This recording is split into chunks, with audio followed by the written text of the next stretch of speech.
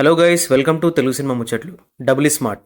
లైగర్ లాంటి డిజాస్టర్ తర్వాత పూరి గారు అండ్ స్కంద లాంటి డిజాస్టర్ తర్వాత రామ్, వీళ్ళిద్దరికీ సాలిడ్ హిట్ ఇచ్చిన ఇస్మార్ట్ శంకర్ సెకండ్ పార్ట్తో వచ్చారు. ఎందుకనో ప్రమోషన్స్ అయితే పెద్దగా చేయలేదు. మరి ఈ సినిమా ఎలా ఉందనేది రివ్యూలో చూసేద్దాం. బేసిక్ స్టోరీ ఏంటంటే big bull most wanted criminal.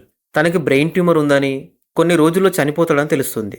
అయితే మెమరీ ట్రాన్స్ఫర్ చేస్తే ఇమ్మోటల్ అవ్వచ్చని తెలుస్తుంది. దీంతో బిగ్ బుల్ వేరే వాళ్ళ మైండ్లోకి తన మెమరీని ట్రాన్స్ఫర్ చేయాలని ట్రై చేస్తూ ఉంటాడు. కానీ వర్కౌట్ అవ్వదు. ఇక ఆల్రెడీ తలకి యూఎస్బీ పోర్ట్ పెట్టుకొని తిరుగుతున్న ఇస్మార్ట్ శంకర్ గురించి తెలుస్తుంది. తనని తీసుకొస్తే మెమరీ ట్రాన్స్ఫర్ ఈజీగా చేయొచ్చని సైంటిస్ట్ చెప్తాడు. మరి ఇస్మార్ట్ శంకర్ బ్రెయిన్లోకి బిగ్ బుల్ మెమరీ ట్రాన్స్ఫర్ చేశారా? అసలు ఇస్మార్ట్ శంకర్ బిగ్ బుల్ని ఎందుకు చంపాలనుకుంటున్నాడు? ఇదంతా తెలియాలంటే సినిమా చూడాలి. ఫ్రాంక్గా చెప్పాలంటే ఒకే రోజు mister Bachchan and double iSmart release అవుతుంటే మిస్టర్ బచ్చన్ ప్రమోషనల్ కంటెంట్ చూసి హిట్ అయిపోతుంది అనుకున్నా, అండ్ ఇస్మార్ట్ శంకర్ ఫ్లాప్ అవుతుంది అనుకున్నా. ఇక ఇస్మార్ట్ శంకర్ హిట్ అవుతుందో ఫ్లాప్ అవుతుందో తెలియదు, కానీ మిస్టర్ బచ్చన్ అయితే పోయింది. అయితే ఈ డబుల్ స్మార్ట్ కూడా పెద్దగా ఏం లేదు, బట్ మిస్టర్ బచ్చన్తో కంపేర్ చేస్తే కొంచెం బెటర్. ఇక ఈ సినిమా బిగ్ బుల్కి ఉండే ప్రాబ్లంతో మంచి ఇంట్రెస్టింగ్గా స్టార్ట్ అవుతుంది.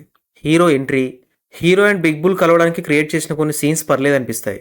కానీ boring and uninteresting love track పెట్టి స్టోరీని డైల్యూట్ చేశారు.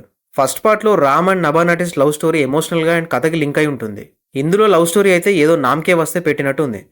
లవ్ స్టోరీనే బోరింగ్ అంటే puri mark romance, double meaning డైలాగులు, ఇంకా ఎన్ని సినిమాల్లో సార్ ఇలాగే అనిపించింది. ఇక స్టోరీతో ఏమాత్రం సంబంధం లేని అండ్ నవ్వు తెప్పించని ఆలి కామెడీ.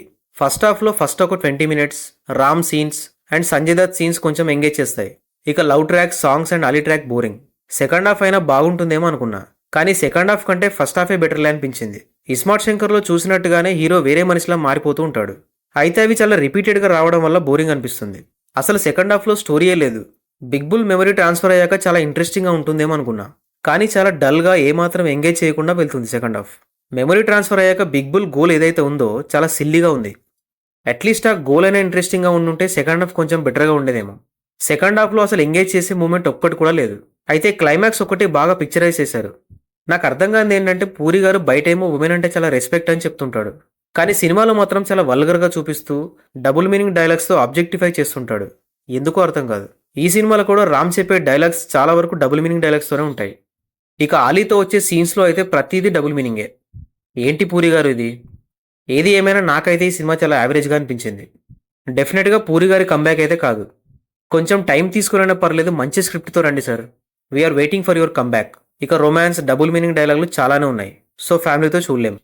ఇక యాక్టింగ్ విషయానికి వస్తే రామ్ మళ్ళీ ఎనర్జెటిక్ పర్ఫార్మెన్స్ ఇచ్చాడు. సినిమా ఎలా ఉన్నా తన పాత్రకి న్యాయం చేశాడు. బిగ్ బుల్గా సంజయ్ దత్ బాగా సెట్ అయ్యాడు. ఇక Kavya Thapar no acting, only glamour. Getup సీన్కి పెద్దగా స్కోప్ లేదు. ఆలీ యాక్టింగ్ బాగుంది, బట్ క్యారెక్టర్ అస్సలు బాగాలేదు. ఇక మిగతా యాక్టర్స్ అంతా ఓకే. టెక్నికల్గా డబుల్ స్మార్ట్ బాగుంది. సినిమాటోగ్రఫీ పర్లేదు. సాంగ్స్ అంతగా ఏం లేవు, కానీ బ్యాక్గ్రౌండ్ స్కోర్ మాత్రం బాగుంది. ఇక డైరెక్టర్ పూరి జగన్నాథ్. లైగర్ డిజాస్టర్ అయ్యాక గట్టి దెబ్బ పడింది. ఈసారి మంచి కంబ్యాక్ ఇస్తాడేమో అనుకున్నా, కానీ డబుల్ స్మార్ట్ అనౌన్స్ చేయగానే నా హోప్స్ పోయినాయి. ఇక యాజ్ యూజువల్ డబుల్ స్మార్ట్తో ఇంప్రెస్ చేయలేకపోయాడు. లెట్స్ హోప్ పూరి గారు మంచి సాలిడ్ కంబ్యాక్ ఇవ్వాలని. ఫైనల్గా డబుల్ స్మార్ట్ యావరేజ్ సినిమా, ఒక్కసారి చూడొచ్చు. ఈ రివ్యూ నచ్చితే ఒక లైక్ కొట్టి మా ఛానల్కి సబ్స్క్రైబ్ చేసుకోవడం మాత్రం మర్చిపోకండి. అండ్ ఈ సినిమా చూశాక మీకేమనిపించిందో కమెంట్స్లో చెప్పండి. Thank you for watching this video.